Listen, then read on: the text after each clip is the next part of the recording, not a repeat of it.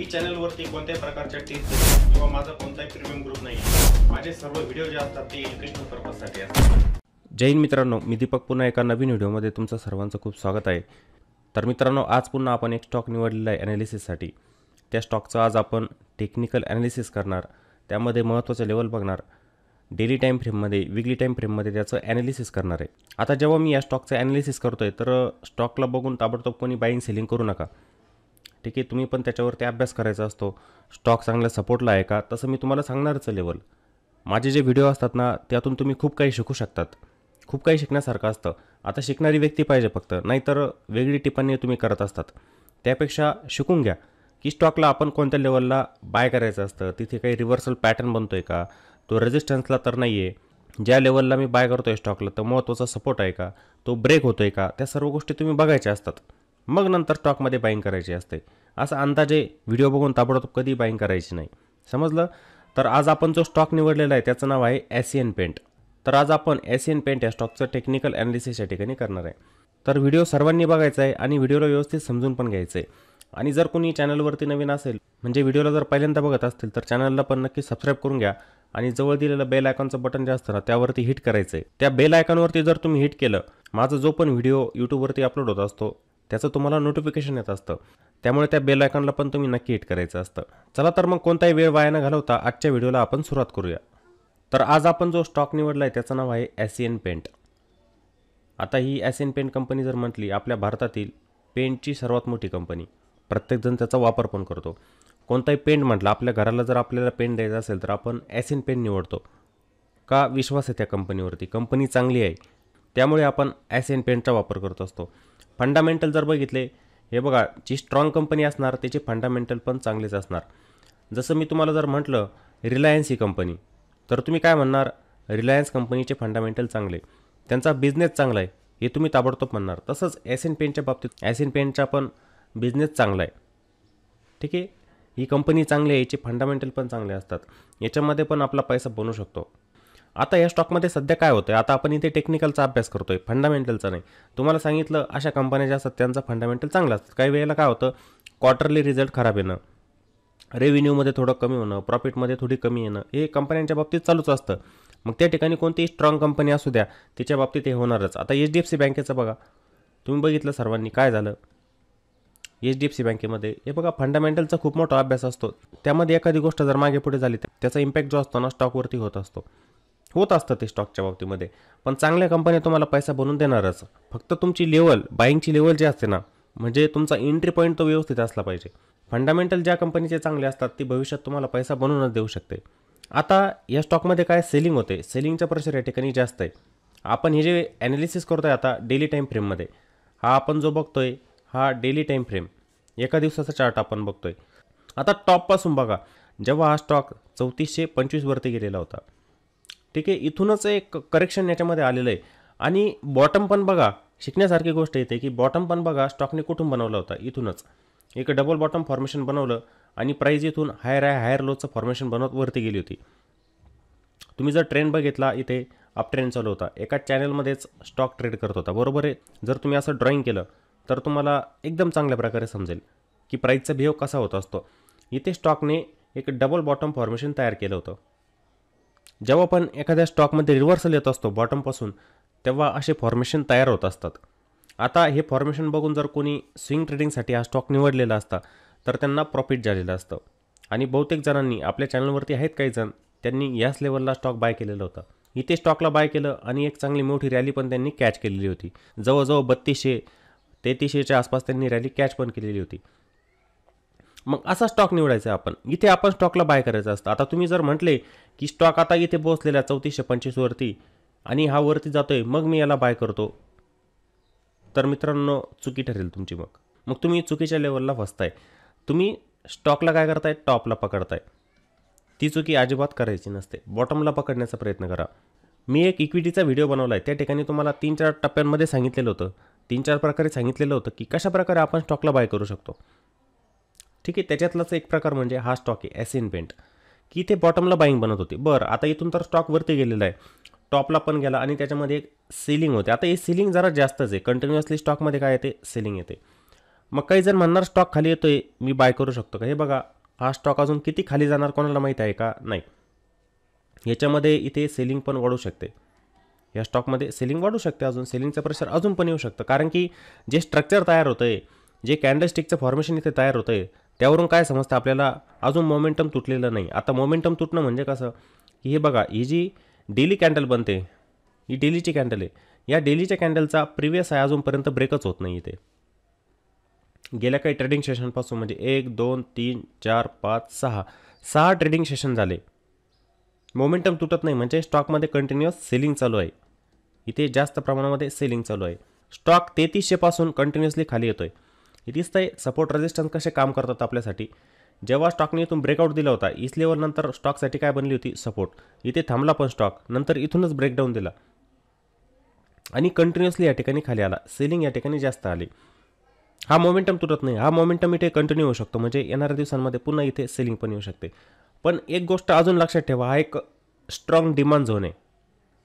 ही level जे आहे स्टॉकमध्ये स्ट्रॉंग डिमांड झोन, इथे स्टॉकमध्ये येऊ शकते बाईंग. कारण की स्टॉकने इथूनच एक रिव्हर्सल दिलेला होता पहिले पण, तर इथून पण रिव्हर्सल देऊ शकतो. मग आपल्याला ताबडतोब बाय करायचं आहे की इथे नाही. आपल्याला जेव्हा इथे काही रिव्हर्सल दिसेल तेव्हा मग आपण इथे स्टॉकमध्ये बाय साईडला जाऊ शकतो. जसं इथे डबल बॉटम फॉर्मेशन झालं तशाच प्रकारचं इथं काही रिव्हर्सल बनेल तेव्हा मग आपल्याला बाईंगच्या संधी या ठिकाणी मिळणार. मग स्टॉकला पुन्हा ही 3000ची लेवल जी आहे ना क्रॉस करावी लागेल, त्याच्यावरती जावं लागेल. हा एक रेजिस्टन्स असणार. जे सपोर्ट असतात ते स्टॉकसाठी बनत असतात रेजिस्टन्स. स्टॉकला या लेवलच्या वरती जावं लागेल तेव्हा एक रिव्हर्सल इथे बनू शकतो. मग ताबडतोब अशा स्टॉकमध्ये तर बाय साईडला जायचंच नसतं.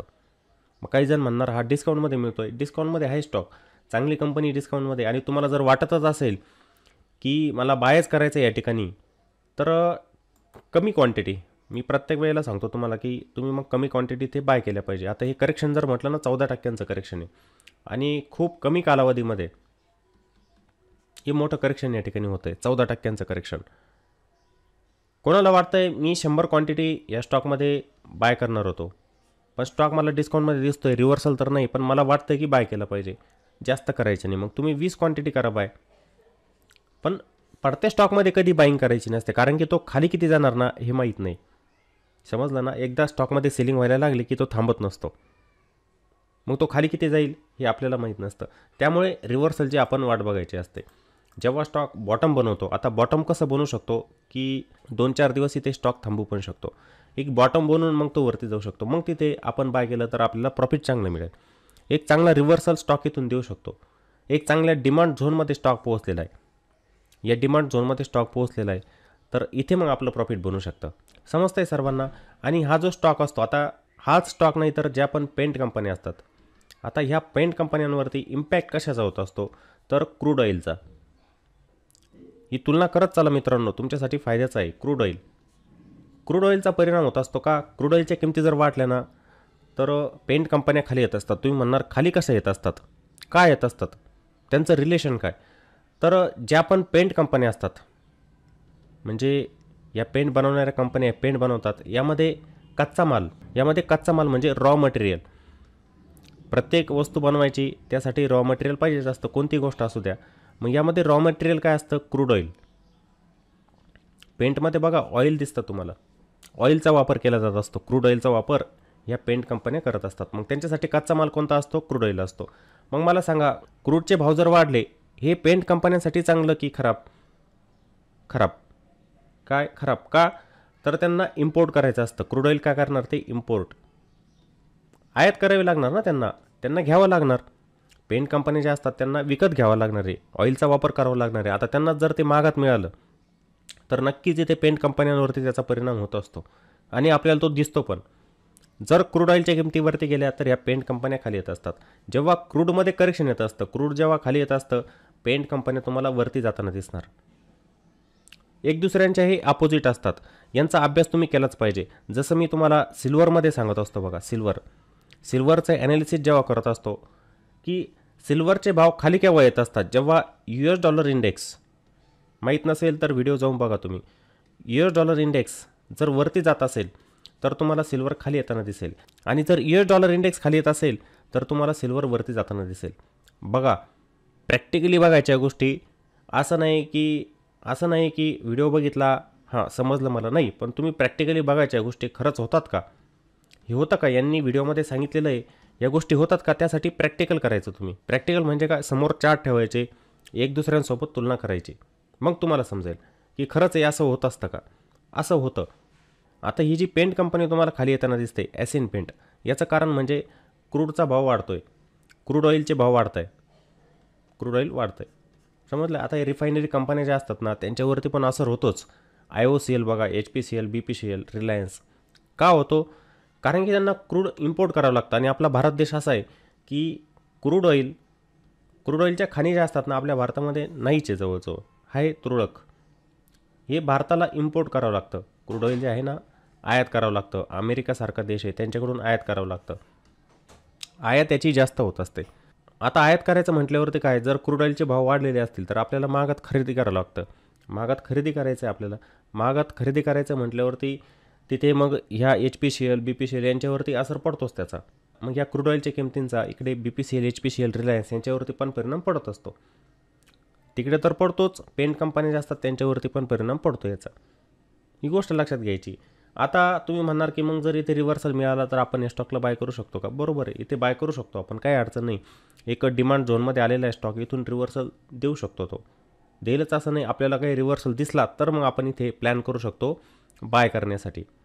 जर आपण बाय केलं ना तर आपण याच्यामध्ये 3163 पर्यंत टार्गेट घेऊ शकतो याच्यामध्ये ताबडतोब. म्हणजे या स्विंगला आपण पकडू शकतो. कसं तुम्हाला सांगतो, ही एक लेवल होती पहिले, इथून पण स्टॉकवरती गेलेला होता एक डबल बॉटम फॉर्मेशन बनून, बरोबर आहे. ही लेवल इथे बहुतेक वेळेला प्राईस काय करते, रेजिस्टन्स घेते.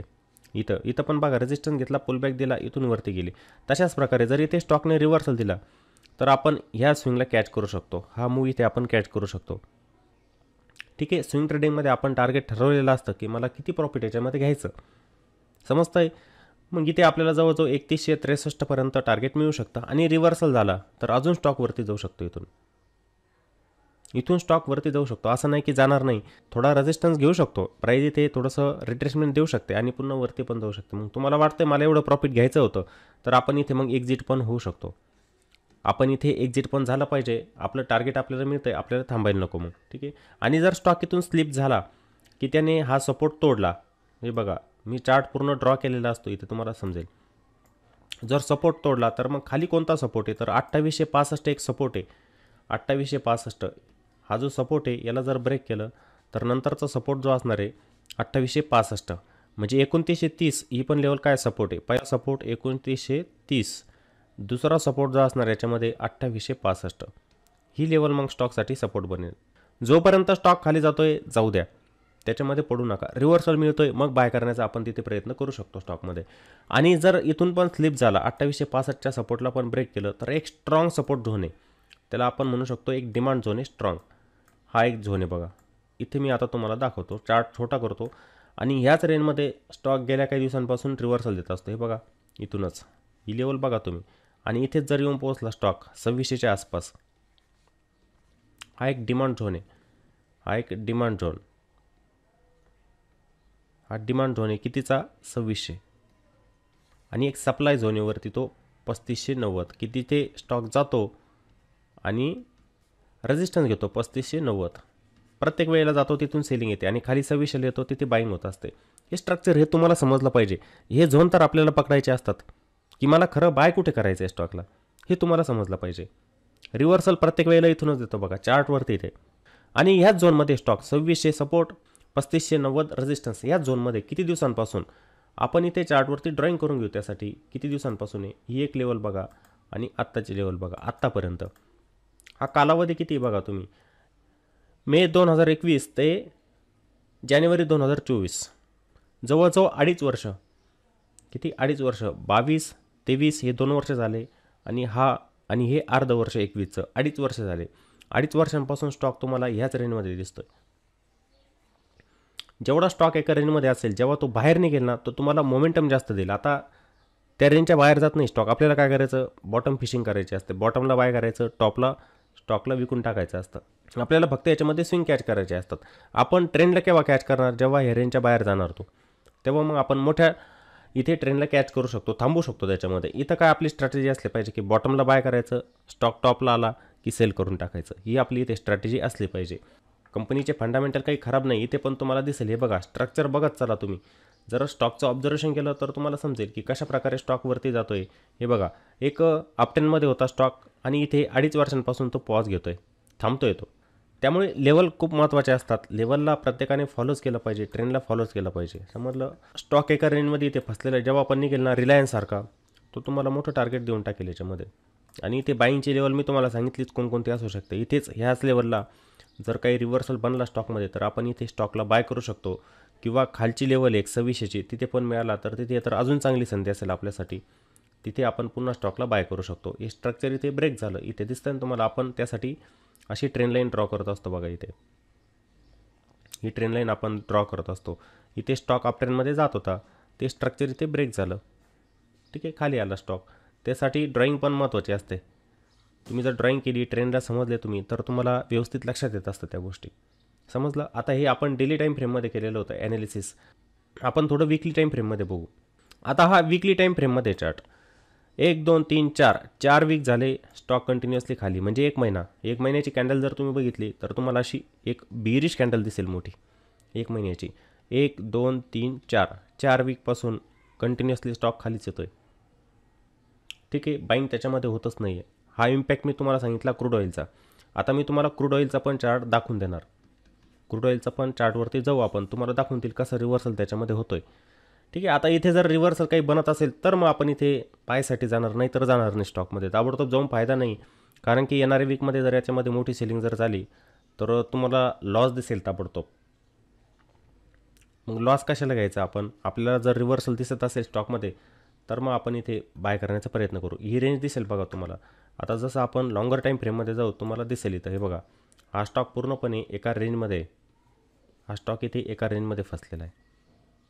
समजलं ना. मग आपण इथे काय करू शकतो? बॉटम फिशिंग, रिव्हर्सल दिला टॉपला, याला सेल करू शकतो. जर येणाऱ्या दिवसांमध्ये, आता याच्यामध्ये खूप दिवस पण जाऊ शकतात की जर स्टॉकने या 3590ला जर स्टॉकने ब्रेकआउट जर दिला तर मग याच्यामध्ये इथे मोमेंटम चांगला येऊ शकतो स्टॉकमध्ये. आत्ता नाही येणार, वेळ लागेल त्याला, ताबडतोब येणार नाही, सांगतोय मी तुम्हाला. किंवा इथे रेंजचा ब्रेकडाऊन जर दिला, इथे खाली पण सपोर्ट हा ब्रेक झाला, मल्टिपल टाईम इथे सपोर्ट टेस्ट केलेला आहे, तो सपोर्ट ब्रेक झाला तर स्टॉकमध्ये मग सेलिंग पण येऊ शकते. सेलिंगचे चान्सेस कमी आहे. क्रूडमध्ये काय होतं त्यावरून आपण एक अंदाज बांधू शकतो याचा. समजलं. ह्या लेवल फक्त मी तुम्हाला सांगतोय. तर आपण क्रूड ऑइलचा चार्ट ओपन करू. आता हा चार्ट मी ओपन केलेला आहे क्रूड ऑइलचा, दिसतंय तुम्हाला. आता क्रूड ऑइल पण खाली येत होतं, लक्षात घ्या. शिकण्यासारख्या गोष्टी आहे, तुलना करत चला. एक क्रूड ऑइल दिसतंय तुम्हाला, क्रूड ऑइलचं फ्युचर आहे, हे खाली यायचं, बरोबर आहे. आता इथून बघा रिव्हर्सल देताना दिसतंय ते, बरोबर आहे. हे 4-5 दिवस झाले ना, तुम्हाला दिसेल की क्रूड ऑइलच्या किमती वाढत आहे आणि क्रूड ऑइल पण एका रेजिस्टन्सजवळ पोहोचलेलं आहे इथून, बरोबर आहे. इथे पण बघा वरती जाण्याचा प्रयत्न केला पण खाली आला पुन्हा. हा चॅनल जो होता, या चॅनलला फॉलो करायचं. चॅनल बघत चाला तुम्ही. डाऊन ट्रेंडमध्ये होता क्रूड ऑइल पण इथून, ठीक आहे. इथून त्याने आता या चॅनलचा ब्रेकआउट दिलेला आहे, म्हणजे आता तो वरती जाण्याच्या तयारीत आहे. दिला आहे म्हणजे जातोच आहे. एक क्रूड ऑइल इथून वरतीच जात आहे. एक 6435चा एक हर्डल इथे येतो आहे क्रूड ऑइलसाठी. तो पार झाला तर अजून क्रूड इथे वरती जाऊ शकतं. किंवा जर रेजिस्टन्स घेतला इथे आणि त्याच्यामध्ये पुन्हा जर इथे सेलिंग येत गेली तर तुम्हाला एशियन पेंट तुम्हाला बॉटम बनवताना दिसेल. लक्षात घ्या तुम्ही, ही गोष्ट लक्षात ठेवा माझी, की जर इथे रेजिस्टन्स घेतला क्रूड ऑइलने 6400च्या आसपास, तिथे जर त्याच्यामध्ये सेलिंग झाली क्रूड ऑइलमध्ये तर एशियन पेंट तुम्हाला त्याच लेवलला जो आपण सपोर्ट बघितलेला होता त्या ठिकाणी बॉटम बनवताना दिसेल. बॉटम बनवून रिव्हर्सल तिथे एशियन पेंट देऊ शकतो. कारण की या स्टॉकला पण मी सारखं ट्रॅक करत असतो, कंपॅरिझन करून. ते पण क्रूड ऑइलसोबत एशियन पेंटची कंपॅरिझन करत असतो. सिल्वरची US$ इंडेक्ससोबत कंपॅरिझन करून अनुमान लावत असतो. शेवटी मार्केट आहे बघा, शेवटी मार्केटमध्ये व्हायला काही पण होऊ शकतं. आपण चुकू शकतो, 100% आपण त्यामध्ये बरोबर जाऊ शकत नाही.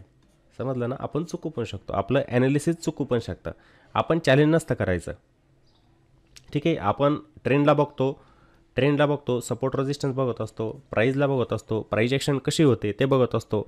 त्यानुसार आपण एक अंदाज लावतो, मग आपण स्टॉकला बाय करत असतो. मग त्याच्यामध्ये आपण चुकू पण शकतो. स्टॉक मार्केट सुप्रीम असतं, हा शब्द नेहमी सर्वांनी लक्षात ठेवायचा आहे. समजलं. तर इथे क्रूडमध्ये पण रिव्हर्सल येताना आपल्याला दिसतोय. मग जर इथून क्रूड वरती गेलं तर ॲसेंट अजून खाली येऊ शकतो आणि ती आपल्यासाठी पुन्हा एक चांगली संधी असेल की आपण बॉटमला ॲसेंटला बाय करू शकतो. समजतंय ना? तर तुम्हाला ॲसेंटमध्ये लेवल समजलेले असतील, कोणतेही महत्त्वाचे सपोर्ट आहे, मिळालं तर टार्गेट ग्रुपपर्यंत येऊ शकतं. ॲसेंटमध्ये किती टक्क्यांचं करेक्शन झालं हे तुम्हाला समजलेलं असेल. आणि मित्रांनो, जर व्हिडिओ खरंच तुम्हाला आवडलेला असेल तर व्हिडिओला लाईक करा आणि व्हिडिओला कॉमेंट पण करत चला. तुमच्या काही क्युरी असतील स्विंग ट्रेडिंगबाबत त्या पण मला सांगत चला. त्याचे उत्तर देण्याचा मी नक्की प्रयत्न करेल आणि व्हिडिओला पण जास्तीत जास्त शेअर करायचं आहे. चला तर मग पुन्हा भेटू एका नवीन व्हिडिओमध्ये. जय हिंद.